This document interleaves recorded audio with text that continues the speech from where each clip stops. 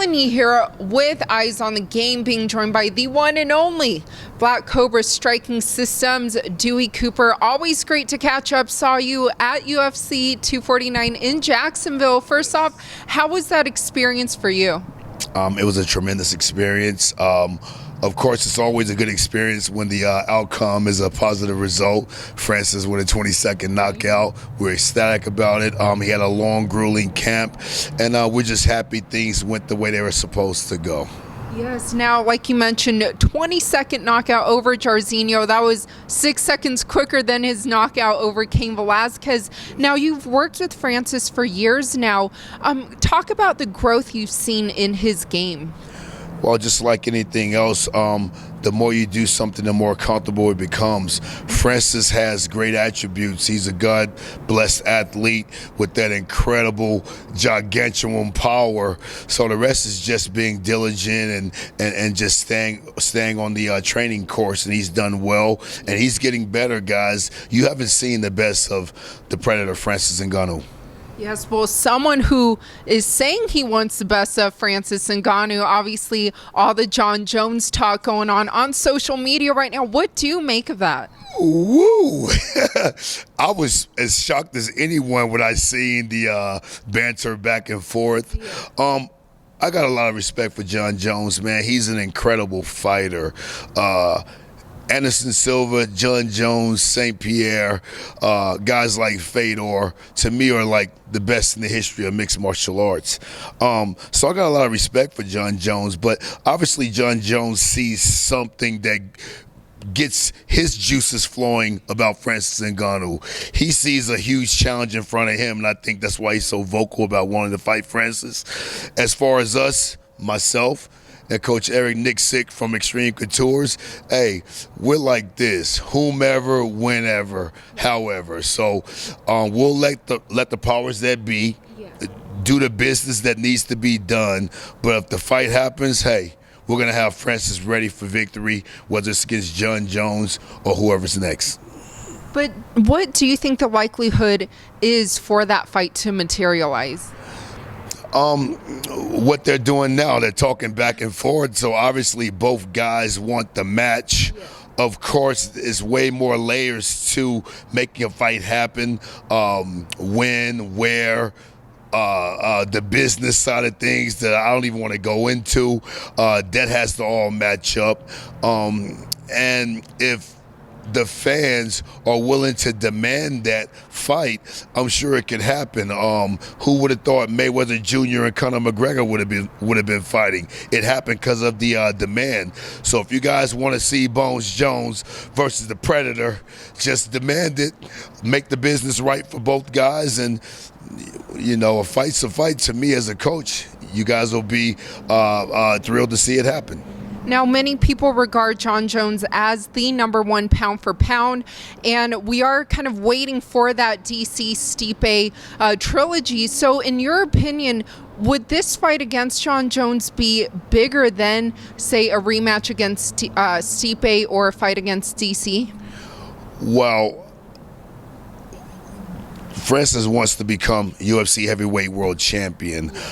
So to me, in my eyes, nothing is bigger than being a UFC world champion, especially a heavyweight world champion. But right now, Jon Jones is definitely the GOAT or one of the GOATs of mixed martial arts. So a fight with him is definitely huge, especially a fight that Jon seems he's excited about having. So those, you know, it's a huge fight. But we're going with history. We want that UFC championship. I think that'll be a big fight. People excited about Jon Jones, though, so that's a big fight, too. They're all big. They're all big. And we plan on winning. And we plan on winning everything. And how do you see that fight finishing? Well, everyone in the world know the answer to that question. Whether it's 20 seconds or 24 minutes and 59 seconds, anytime we fight, our goal is to be victorious. The icing on the cake, the exclamation point, is, of course, by brutal brutal knockout. So as long as our hands are raised and we're taking our fight photo in the middle of the cage, I'm okay with it. But we always want the knockout for damn sure. I do know Francis has expressed interest in getting into boxing. You've coached many boxing world champions yourself. What do you make of him wanting to cross over?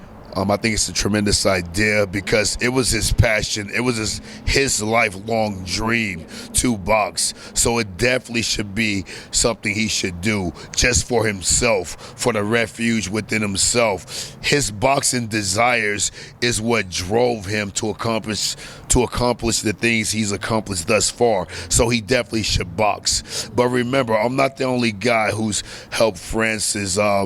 His Coach Lopez and France helped Francis firstly. I've helped him now, and also my partner Eric Nixick from Extreme Couture. I'm really happy that we have a team that Francis really enjoys and really likes working with. So it's definitely a team effort with Francis Ngannou. Myself and Eric, we're good friends way before Francis came to Las Vegas. So I'm really happy to be having another fighter with Eric, and we're gonna do what we can to make Francis improve and be the best he can be. And we're just blessed to be in the position we're in. Our goal is to win fights, and expect more of that for damn sure. And people have talked about his punching power.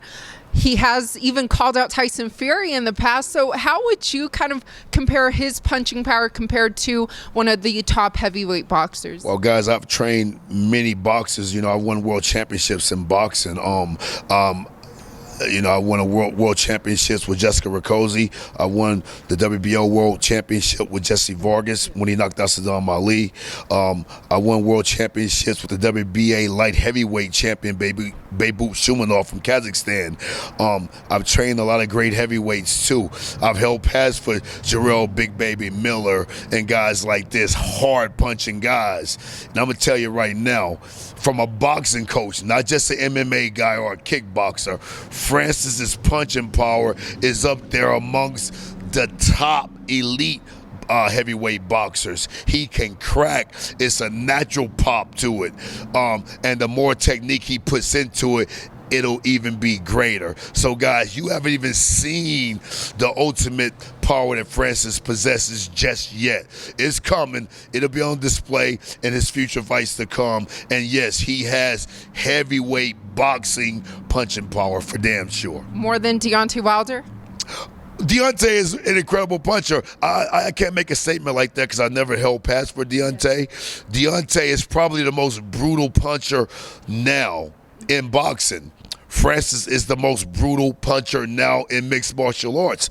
So we'd have to see. But I'm willing to say it's definitely up there, if not greater than Deontay's for damn sure. He's a lot heavier, has a lot more muscle mass, and he's just as explosive. So they're both great punchers. I can't say who's the greatest, but Francis Ngannou, the Predator, is amongst the hardest punchers in the world for goddamn sure. And we are all awaiting his return into the octagon. What would you like to tell all your fans? Just know that I'm a lifetime martial artist. I've been doing this for a long time, and we're going to keep trying to do the best we can to improve any fighter we train, whether it's a great fighter like Francis Ngannou or Kevin Lee, or whether it's our amateurs coming up like Timmy Kwamba and Orlando Sanders and guys like this.